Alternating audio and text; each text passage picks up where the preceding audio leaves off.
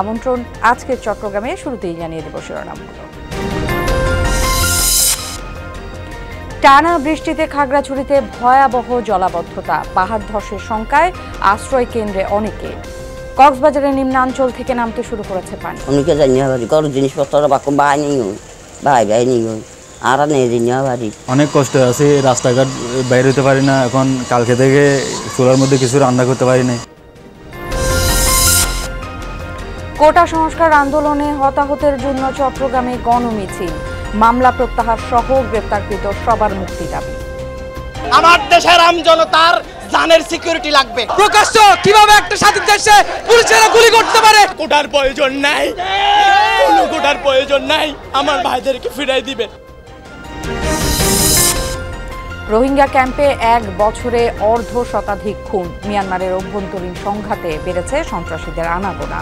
জড়িত কয়েকজনের নাম যমুনা টেলিভিশনের হাতে। কয়েকটি গ্রুপ আছে যারা চাঁদাবাজি, অপহরণ, মাদক ব্যবসা এগুলো নিয়ন্ত্রণ করে অর্থ সংগ্রহের চেষ্টা করে।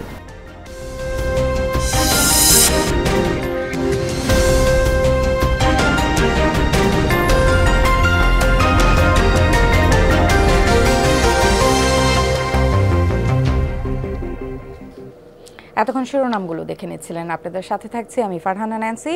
এবারে জানাতে চাই বিস্তারিত সব খবরাখবর। টানা বৃষ্টিতে নদী, খাল ও ছড়ার পানি বেড়ে প্লাবিত খাগড়াছড়ির বেশিরভাগ এলাকা। বাড়িঘর, জমি সহ মাছের ঘের তলিয়েছে পানিতে, বেড়েছে পাহাড় ধসের শঙ্কাও। এদিকে কক্সবাজারে জলাবদ্ধতার কিছুটা উন্নতি হয়েছে। কয়েকদিনের ভারী বর্ষণে ডুবে যাওয়া কক্সবাজারে নিম্নাঞ্চল থেকে নামতে শুরু করেছে পানি। সেই সাথে স্পষ্ট হচ্ছে ক্ষতচিহ্ন, ভেঙে গেছে রাস্তাঘাট, ব্রিজ, কালভার্ট। তবে এখনও কিছু কিছু এলাকায় খালবিল, পুকুর, রাস্তাঘাট ডুবে আছে। পানিতে ডুবে আছে বাড়ির উঠোনও।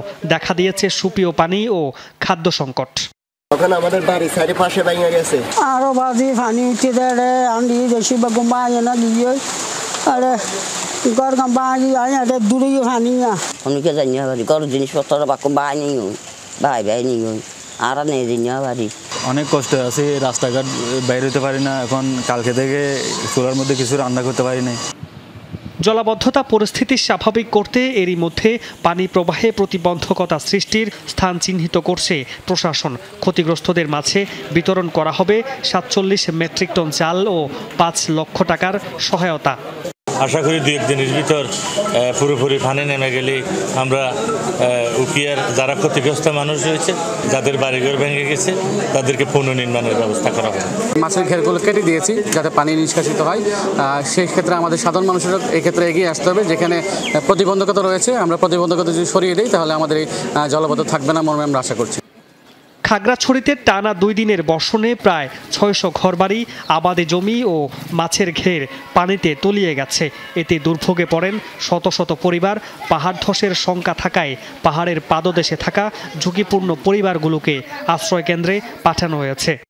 এই পানি বাড়তে বাড়তে যেন কদ্দূর এখনো বলা যায় না। আকাশে বৃষ্টি আছে, সকালে ভোরে পানি উঠছে, ওখানে মালামত গুছাইছি, এবার ঘরের সামনে মানে ঠাই লওয়া যায় না পানি।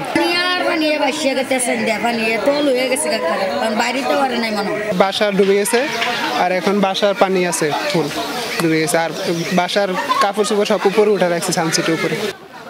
মামুনুর রশিদ তৌফি, যমুনা নিউজ। দর্শক, এই বিষয়ে আরো জানাতে খাগড়াছড়ি থেকে যুক্ত হচ্ছেন সহকর্মী শাহরিয়ার ইউনুস। শাহরিয়ার, প্লাবিত এলাকার সার্বিক পরিস্থিতি একটু জানাবেন, কি অবস্থা এখন?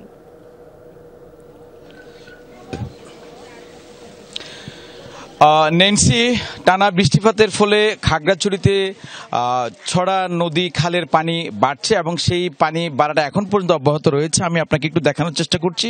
এখন যে এলাকাটি দেখতে পাচ্ছেন সেটা হচ্ছে জেলা শহরের মুসলিমপাড়া এলাকায়। এখন থেকে 3 ঘন্টা আগে এই যে অবস্থায় আপনি পানি দেখতে পাচ্ছেন তার থেকে অনেক দূরে ছিল, কিন্তু আমরা দেখছি ধীরে ধীরে সেই পানিটুকু উপরে উঠে আসছে। অর্থাৎ যে নিম্নাঞ্চল ছিল সেখান থেকে এখন পানি উপরের দিকে উঠে আসছে এবং একই অবস্থা নারায়ণখাই এলাকা, খবংপুরি এলাকা, মেহেদিবাগ, উত্তর গঞ্জপাড়া, দক্ষিণ গঞ্জপাড়া, বাঙ্গালকাটে, শান্তিনগর, বাস টার্মিনাল এলাকা সহ বেশ কয়েকটি নিম্নাঞ্চল প্লাবিত হয়েছে। এতে করে ধাপে ধাপে আপনার পানিবন্দী পরিবারের সংখ্যা কিন্তু বেড়েছে। আমরা সকাল থেকে বলছিলাম যে 400, 500, 600 যেটা সবশেষ বলেছিলাম, এখন সেটি বেড়ে প্রায় 1000 পরিবারে দাঁড়িয়েছে, পানিবন্দী হয়েছে। এছাড়া বেশ কয়েকটি স্থানে জলবদ্ধতাও আমরা দেখতে পেয়েছি।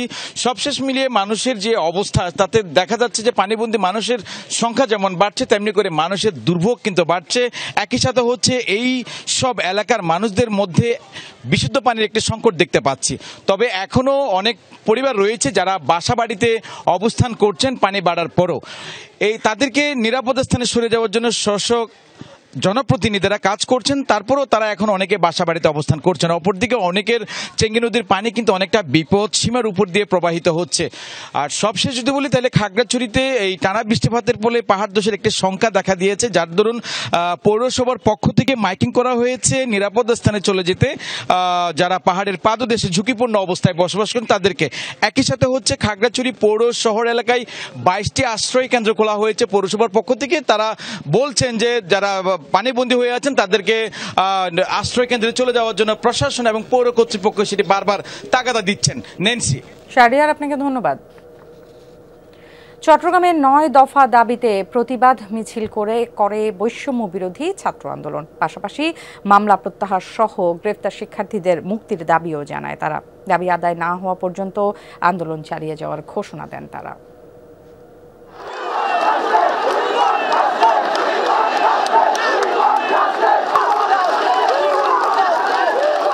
বাদ জুমা নগরীর আন্দরকিল্লা মোড়ে জড়ো হয় বৈষম্য বিরোধী ছাত্র আন্দোলনের শিক্ষার্থীরা।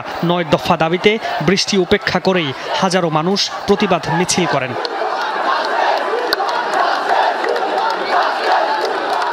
পরে মিছিলটি আন্দরকিল্লা সড়ক হয়ে লালদিঘি, পুলিশ প্লাজা ও নিউ মার্কেট চত্বরে জড়ো হয়। ঘটনায় যেসব শিক্ষার্থী নিহত হয়েছে তাদের পরিবারকে ক্ষতিপূরণ দেয়া আর বিচার বিভাগীয় তদন্তের মাধ্যমে দোষীদের দৃষ্টান্তমূলক শাস্তির দাবি তোলে বৈষম্য বিরোধী ছাত্র জনতা। আমাদের কোনো কোটার প্রয়োজন নাই, কোনো কোটার প্রয়োজন নাই, আমার ভাইদেরকে ফিরাই দিবে। সমাজে উনি যে হত্যাকাণ্ড চালাইছে আমার ভাইদের বিরুদ্ধে তার সুষ্ঠু প্রমাণ চাই। ওরা নিজেদের নির্দেশে খুন হয়েছে, সেই জন্য ওদেরকে পদত্যাগ করতে হবে, নামতে হবে। আমরা স্বাধীনভাবে বিচার চাই, খুনির কাছে আমরা বিচার চাই না। প্রকাশ্য কিভাবে একটা স্বাধীন দেশে পুলিশেরা গুলি করতে পারে এই জিনিসটা আমরা বুঝতেছি না। স্বাধীন দেশ কোথায় গেল আজকে? কোটা সংস্কার আন্দোলন ঘিরে দায়েরকৃত মামলায় এখন পর্যন্ত যেসব শিক্ষার্থী আটক হয়েছে তাদের মুক্তি দিয়ে মামলা প্রত্যাহার না হওয়া পর্যন্ত আন্দোলন চালিয়ে যাবার ঘোষণা শিক্ষার্থীদের। দেশে কলা গাছ থাকুক কিন্তু বিচার বহির্ভূত হত্যা হতে পারবে না। আমার দেশের আমজনতার জানের সিকিউরিটি লাগবে। আমাদের আন্দোলন চলবে যদি এটা আমাদেরকে আরো 2-3 মাস চলে যেতে হয় তাহলে ইনশাআল্লাহ আমরা চলে যাব। আমাদের 6 জন সমন্বয়কে ছেড়ে দেখি ভাবছে ওরা আমাদেরকে থামাই ফেলবে, কখনোই পারবে না। অবিলম্বে সরকারের পদত্যাগ চাই, কারণ সরকার ব্যর্থ হচ্ছে ছাত্রদের আন্দোলন পরিপূর্ণ করতে। সকাল থেকেই আন্দরকিল্লা সহ নগরীর গুরুত্বপূর্ণ পয়েন্টে সতর্ক অবস্থানে ছিল আইন শৃঙ্খলা রক্ষাকারী বাহিনী। এদিকে বৈষম্য বিরোধী ছাত্র আন্দোলনের বিপরীতে চেরাগি পাহাড় থেকে আন্দরকিল্লা মোড় পর্যন্ত নগরীর জামাল খান ওয়ার্ড আওয়ামী লীগ একটি বিক্ষোভ মিছিল করে। মামুন রশিদ অফি, যমুনা নিউজ, চট্টগ্রাম। স্বাগত আবারও, আপনারা দেখছেন আজকের চট্টগ্রাম। শোকাবহ আগস্ট উপলক্ষে মিরসরাইয়ে শোক র্যালি করেছে আওয়ামী লীগ। উপজেলা সদর থেকে বেরিয়ে র্যালিটি ঢাকা চট্টগ্রাম মহাসড়ক সহ বিভিন্ন স্থান প্রদক্ষিণ করে। চট্টগ্রাম 1 আসনের সংসদ সদস্য মাহবুবুর রহমান রুহেলের নেতৃত্বে দলের নেতাকর্মীরা এতে অংশ নেন। পরে উপজেলা চত্বরে অনুষ্ঠিত সমাবেশে সংসদ সদস্য বলেন, ছাত্রদের উপরে ভর করে দেশ জুড়ে সহিংসতা নৈরাজ্য চালিয়েছে বিএনপি জামাত। গরম গরম ভাত সকাল কিংবা রাত, এটা Jamuna rice cooker, simplify cooking. কোনোভাবেই কমছে না রোহিঙ্গা ক্যাম্পের অস্থিরতা। গেল 1 বছরে 1/2 হত্যাকাণ্ড ঘটেছে ক্যাম্পগুলোতে। মিয়ানমারের অভ্যন্তরীণ সংঘাতে বেড়েছে সন্ত্রাসীদের আনাগোনাও। এজন্য একে অপরকে দায়ী করছে সশস্ত্র গ্রুপগুলো। ক্যাম্পগুলোতে হত্যা নির্যাতনের সাথে জড়িত বেশ কয়েকজনের নামও এসেছে যমুনা টেলিভিশনের হাতে। কক্সবাজার টেকনাফ সীমান্ত ও রোহিঙ্গা সমস্যা নিয়ে রিয়াজ রায়হানের ধারাবাহিকের আজ প্রথম পর্ব ছবি তুলেছেন লুৎফর রহমান। দিনে দুপুরে অস্ত্রশস্ত্র নিয়ে মহড়া উখিয়ার একটি রোহিঙ্গা ক্যাম্পে। আতঙ্কে যার যার ঘরে ঢুকে যান সাধারণ রোহিঙ্গারা। এবারে রোহিঙ্গা ক্যাম্পে অস্ত্রের উৎস খোঁজার চেষ্টা, কয়েকদিনের সে চেষ্টা অবশ্য একেবারে ফলশূন্য হয়নি। এখানে একটি ঘর, আর এই যে ঘর, তো বোঝার কোনো উপায় নাই যে এখানে আসলে কী হতে পারে। আমরা এখানে এসে গেছিলাম, এই যে এখানে বিদেশি একটি পিস্তল রয়েছে, আরেকটি পিস্তল রয়েছে, আরেকটি দেশীয় বন্দুক রয়েছে। তো এই যে অস্ত্রগুলো, সেই অস্ত্রগুলোর আসলে এখন পর্যন্ত যদিও মালিক পাওয়া যায় না, এবার কারা আমরা চেষ্টা করছি এগুলা কাদের, আসলে কারা এগুলো এখানে আনে সেটি জানার জন্য হয়তো আমাদের আরও কিছুক্ষণ সময় অপেক্ষা করতে হবে। খোঁজ নিয়ে জানা যায় ক্যাম্পের আধিপত্য, অস্ত্র, মাদক চোরাচালান সহ নানা ইস্যুতেই বিবাদমান গ্রুপগুলোর মধ্যে সংঘর্ষ লেগেই থাকে। চালানো হয় নির্মম নির্যাতন।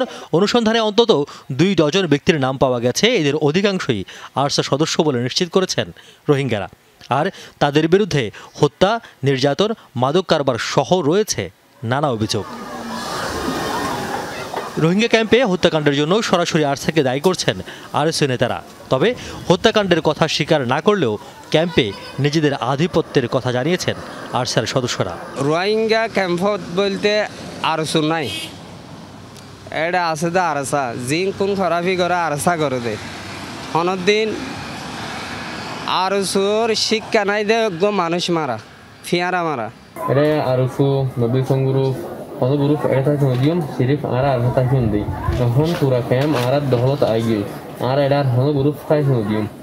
দিনের বেলায় সন্ত্রাসীরা এসব অস্ত্র নিরাপদ স্থানে রেখে যার যার কাজে চলে যায়। সন্ধ্যা নামতেই আতঙ্ক তৈরি হয় ক্যাম্পগুলোতে। আইনশৃঙ্খলা বাহিনী ও ক্যাম্পের বিভিন্ন সূত্রে পাওয়া তথ্য মতে গেল 1 বছরে 70টির মতো খুনের ঘটনা ঘটেছে উখিয়া টেকনাফের রোহিঙ্গা ক্যাম্পে। এ সময়ে শতাধিক অবৈধ অস্ত্র উদ্ধার করেছে আইনশৃঙ্খলা বাহিনী। সূত্র বলছে ক্যাম্প ও আশপাশের পাহাড়ে নিজেরাই তৈরি করে দেশীয় অস্ত্র, আর বিদেশি অস্ত্র আসে প্রতিবেশী দেশ থেকে। একদিকে হতাশা, অন্যদিকে কয়েকটি গ্রুপ আছে যারা চাঁদাবাজি, অপহরণ, মাদক ব্যবসা এগুলো নিয়ন্ত্রণ করে অর্থ সংগ্রহের চেষ্টা করে।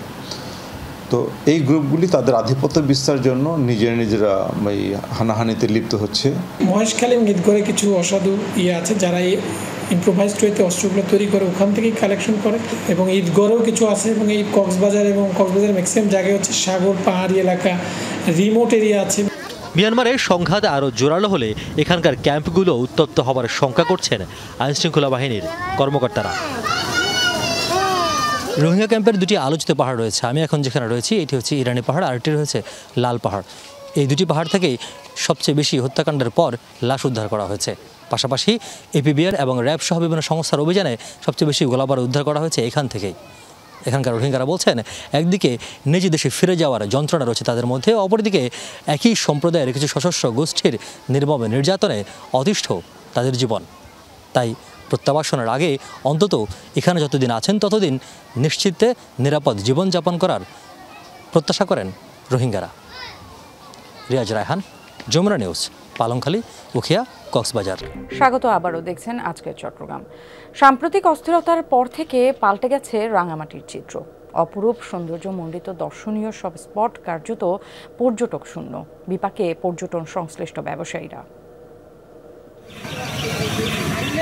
বর্ষায় যেন নতুন রূপে সেজেছে রাঙ্গামাটির প্রকৃতি। সাজেক ভ্যালি সহ ছোট বড় সব পর্যটন কেন্দ্র আরো মোহনীয়, কিন্তু 2 সপ্তাহের বেশি সময় ধরে কোটা সংস্কার আন্দোলন ঘিরে অস্থিরতা, কারফিউ সহ নানা সংকটের কারণে নেই পর্যটক। দূরপাল্লার যান চলাচল সীমিত, কিছু চললেও সহিংসতার ভয় সবার মনে। ফলে হোটেল মোটেল রিসোর্টের বুকিং বাতিল করছেন অনেকে।